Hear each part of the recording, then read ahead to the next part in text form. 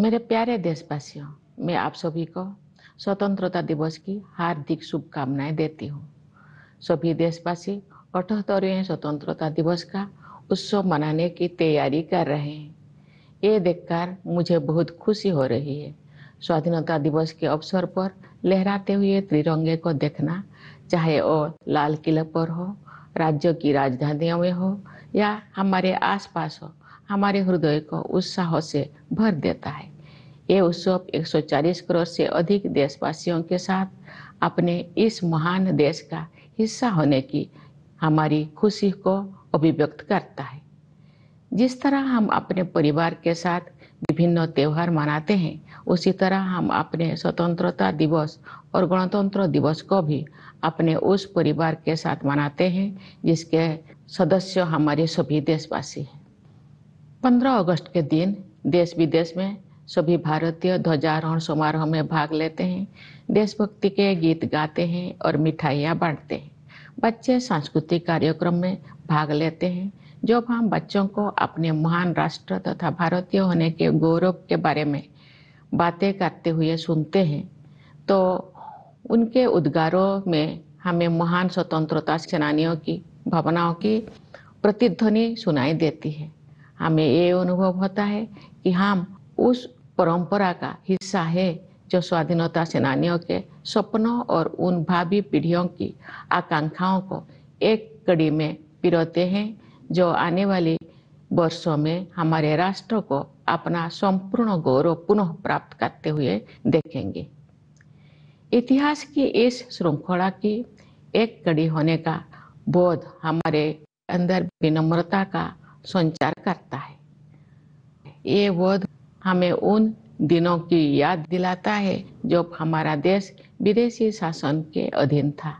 राष्ट्रभक्ति और वीरता से ओतप्रोत देश प्रेमियों ने अनेक जोखिम उठाए और सर्वोच्च बलिदान दिए। हम उनकी पावन स्मृति को नमन करते हैं। उनके अथक प्रयासों के बल पर भारत की आत्मा सदियों की नींद से जाग उठी। अंतरधारा के रूप में सदैव विद्यमान रही हमारी विभिन्न परंपराओं और मूल्यों को पीढ़ी दर पीढ़ी हमारे महान स्वाधीनता सेनानियों ने नई अभिव्यक्ति प्रदान की।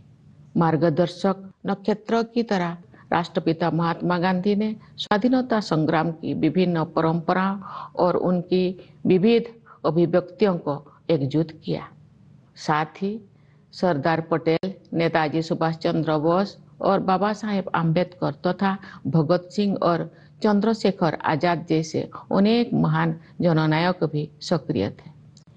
ये एक राष्ट्रव्यापी आंदोलन था जिसमें सभी समुदायों ने भाग लिया।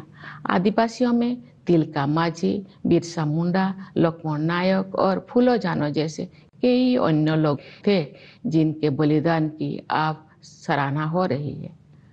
हमने भगवान बिरसा मुंडा की जयंती को जनजातीय गौरव दिवस के रूप में मनाना शुरू किया है। अगले वर्ष उनकी 150वीं जयंती का उत्सव राष्ट्रीय पुनर्जागरण में उनके योगदान को और अधिक गहराई से सम्मान देने का अवसर होगा। मेरे प्यारे देशवासियों, आज 14 अगस्त को हमारे देश विभाजन विभीषिका स्मृति दिवस मना रहा है। ये विभाजन की भयावहता को याद करने का दिन है। जब हमारे महान राष्ट्रों का विभाजन हुआ तो लाखों लोगों को मजबूरन पलायन करना पड़ा। लाखों लोगों को अपनी जान गंवानी पड़ी। स्वतंत्रता दिवस मनाने से एक दिन पहले हम उस अभूतपूर्व मानवीय त्रासदी को याद करते हैं और उन परिवारों के साथ एकजुट होकर खड़े होते हैं जो छिन्न भिन्न कर दिए गए थे। हम अपने संविधान की 75वीं वर्षगांठ मना रहे हैं। हमारी नवस्वाधीन राष्ट्र की यात्रा में गंभीर बाधाएं आई है। न्याय, समानता, स्वतंत्रता और बंधुता के संवैधानिक आदर्शों पर दृढ़ रहते हुए हम इस अभियान के साथ आगे बढ़ रहे हैं कि भारत विश्व पटल पर अपना गौरवशाली स्थान पुनः प्राप्त करे। इस वर्ष हमारे देश में आम चुनाव हुए। कुल मतदाताओं की संख्या लगभग 97 करोड़ थी, जो एक ऐतिहासिक कीर्तिमान है। मानव समुदाय इतिहास की सबसे बड़ी चुनाव प्रक्रिया का साक्षी बने। इस तरह के विशाल आयोजन के सुचारू और त्रुटि रहित संचालन के लिए भारत का निर्वाचन आयोग बधाई के योग्य है। मैं उन सभी कर्मचारियों और सुरक्षा कर्मियों का आभार व्यक्त करती हूँ जिन्होंने भीषण गर्मी का सामना करते हुए मतदाताओं की मदद की।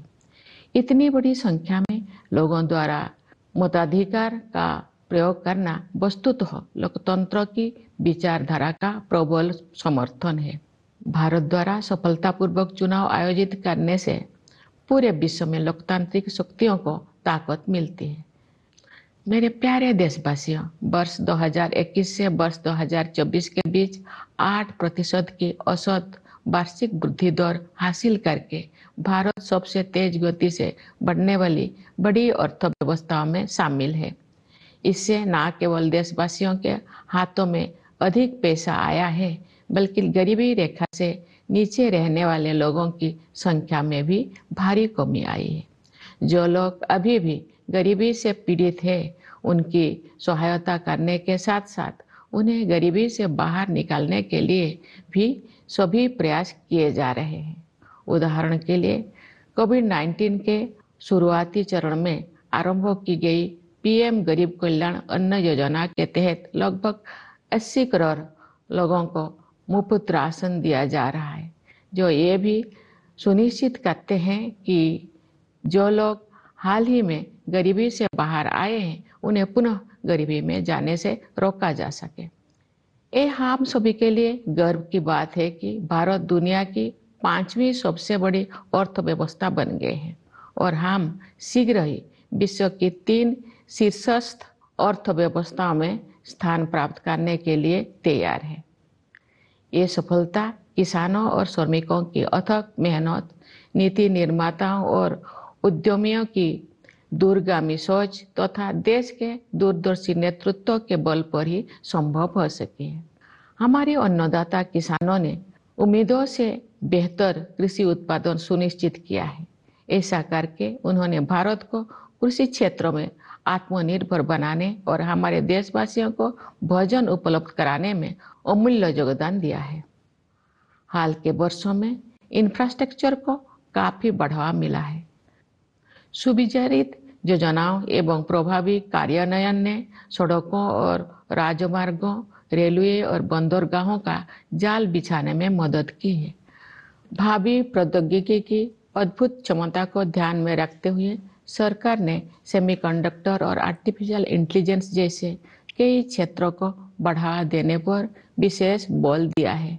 साथ ही स्टार्टअप्स के लिए एक आदर्श इकोसिस्टम भी बनाया है, जिससे उनके विकास को गति मिलेगी। इससे निवेशकों में भारत के प्रति आकर्षण और अधिक बढ़ गया है। बढ़ती हुई पारदर्शिता के साथ बैंकिंग और वित्तीय क्षेत्रों की कार्यकुशलता में वृद्धि हुई है। इन सभी बदलाव में अगले दौर के आर्थिक सुधारों और आर्थिक विकास के लिए मंच तैयार कर दिया है, जहां से भारत विकसित देशों की श्रेणी में शामिल हो जाएगा। तेज गति से हो रही न्यायपरक प्रगति के बल पर वैश्विक परिदृश्यों में भारत का कद ऊंचा हुआ है। G20 की अपनी अध्यक्षता के सफलतापूर्वक संपन्न होने के बाद भारत में ग्लोबल साउथ को मुखर अभिव्यक्ति देने वाले देश के रूप में अपनी भूमिका को मजबूत बनाया है। भारत अपनी प्रभावशाली स्थिति का उपयोग विश्व शांति और समृद्धि के विस्तार हेतु करना चाहता है। मेरे प्यारे देशवासियों, हमें संविधान निर्माता डॉक्टर B.R. अम्बेडकर के शब्दों को भी सदैव याद रखना चाहिए। उन्होंने ठीक ही कहा था और मैं उन्हें उद्धृत करती हूँ। हमें अपने राजनीतिक लोकतंत्र को सामाजिक लोकतंत्र भी बनाना चाहिए। राजनीतिक लोकतंत्र तब तक नहीं टिक सकता जब तक कि उसके आधार में सामाजिक लोकतंत्र ना हो। राजनीतिक लोकतंत्र की निरंतर प्रगति से सामाजिक लोकतंत्र को मजबूत करने की दिशा में की गई प्रगति की पुष्टि होती है। समावेशी भावना हमारे सामाजिक जीवन के हर पहलू में दिखाई देती है। अपनी विविधताओं और बहुलताओं के साथ हम एक राष्ट्र के रूप में एकजुट होकर एक साथ आगे बढ़ रहे हैं। समावेश के साधन के रूप में अफर्मेटिव एक्शन को मजबूत किया जाना चाहिए। मैं दृढ़ता के साथ ये मानती हूँ कि भारत जैसे विशाल देश में कथित सामाजिक स्तरों के आधार पर कलहों को बढ़ावा देने वाले प्रवृत्तियों को खारिज करना होगा। सामाजिक न्याय सरकार की सर्वोच्च प्राथमिकता है। सरकार ने अनुसूचित जातियों, अनुसूचित जनजातियों और समाज के अन्य हाशियों के वर्गों के कल्याण के लिए अनेक अभूतपूर्व कदम उठाए हैं। उदाहरण के लिए प्रधानमंत्री सामाजिक उत्थान एवं रोजगार आधारित जनकल्याण यानी पीएम सूरज का उद्देश्य हाशिए पर के लोगों को सीधे वित्तीय सहायता प्रदान करना है। प्रधानमंत्री जनजातीय आदिवासी न्याय महाअभियान यानी पीएम जनमन ने एक जन अभियान का रूप ले लिया है। इसके तहत विशेष रूप से कमजोर जनजातीय समूह यानी पीवीटीजी की सामाजिक आर्थिक स्थितियों में सुधार के लिए निर्णायक कदम उठाया जा रहा है।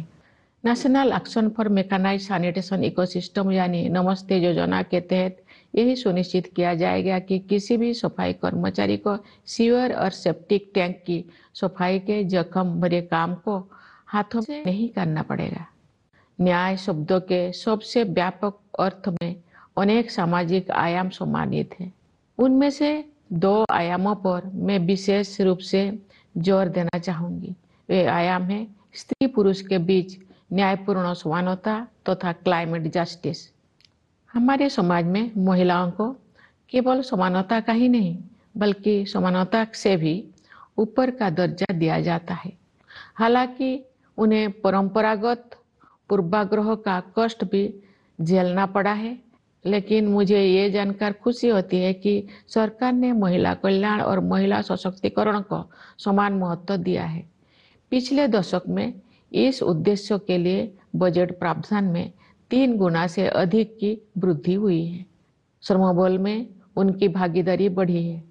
इस संदर्भ में जन्म के समय बेटियों के अनुपात में हुई उल्लेखनीय सुधार को सबसे उत्साहजनक विकास कहा जा सकता है। महिलाओं को केंद्र में रखते हुए सरकार द्वारा अनेक विशेष योजनाएं भी लागू की गई है। नारी शक्ति बंधन अधिनियम का उद्देश्य महिलाओं का वास्तविक सशक्तिकरण सुनिश्चित करना है। जलवायु परिवर्तन एक यथार्थ का रूप ले चुका है। विकासशील देशों के लिए अपने आर्थिक प्रतिमानों को बदलना और भी अधिक चुनौतीपूर्ण है। फिर भी हमने उस दिशा में आशा से अधिक प्रगति की है। ग्लोबल वार्मिंग के सबसे गंभीर कुप्रभावों से पृथ्वी को बचाने के लिए मानव समुदाय द्वारा किए जा रहे संघर्षों में अग्रणी भूमिका निभाने पर भारत का गर्व है।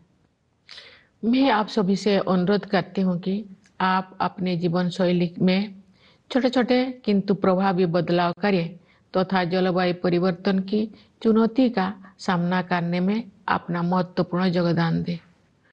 न्याय के संदर्भ में मैं ये भी उल्लेख करना चाहती हूँ कि इस वर्ष जुलाई में भारतीय न्याय संहिता को लागू करने में हमने औपनिवेशिक युग के एक और अवशेष को हटा दिया है। नई संहिता का उद्देश्य केवल दंड देने की बजाय अपराध पीड़ितों के लिए न्याय सुनिश्चित करना है। मैं इस बदलाव को स्वाधीनता सेनानियों के प्रति श्रद्धांजलि के रूप में देखती हूँ। मेरे प्यारे देशवासियों, आज के युवा हमारी स्वतंत्रता की शताब्दी तक के अमृत काल को यानी आज से लगभग 1/4 सदी के कालखंड को स्वरूप प्रदान करेंगे। उनकी ऊर्जा और उत्साह के बल पर ही हमारा देश नई ऊंचाई तक पहुंचेगा।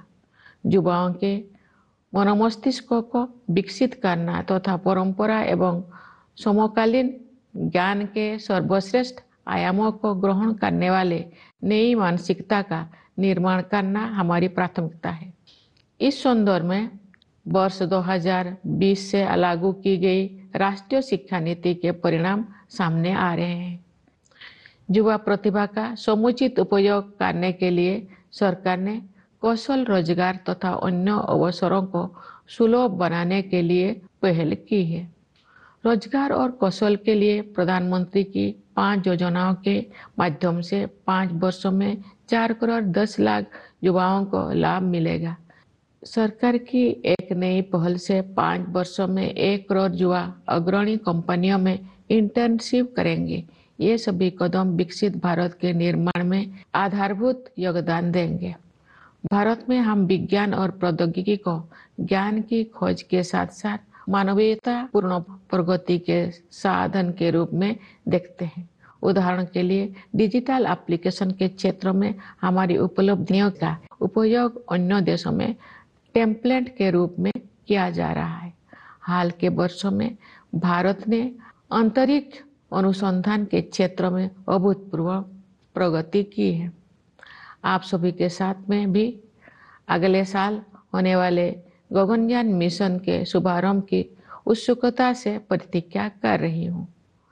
इस मिशन के तहत भारत के पहले मानव अंतरिक्ष यान में भारतीय अंतरिक्ष टीम को अंतरिक्ष में ले जाया जाएगा। खेल के जगत भी एक ऐसा क्षेत्र है जिसमें हमारे देश ने पिछले दशक में बहुत प्रगति की है। सरकार ने खेल के बुनियादी ढांचे के विकास को समुचित प्राथमिकता दी है और इसके परिणाम सामने आ रहे हैं। हाल ही में संपन्न पेरिस ओलंपिक खेलों में भारतीय दल ने अपना उत्कृष्ट प्रयास किया। मैं खिलाड़ियों की निष्ठा और परिश्रम की सराहना करती हूँ। उन्होंने युवाओं में प्रेरणा का संचार किया है। क्रिकेट में भारत ने T20 विश्व कप जीता, जिससे बड़ी संख्या में क्रिकेट प्रेमी आनंदित हुए। शतरंज में विलक्षण प्रतिभा वाले युवा खिलाड़ियों ने देश को गौरवान्वित किया है। इसे शतरंज में भारतीय युग का आरंभ माना जा रहा है।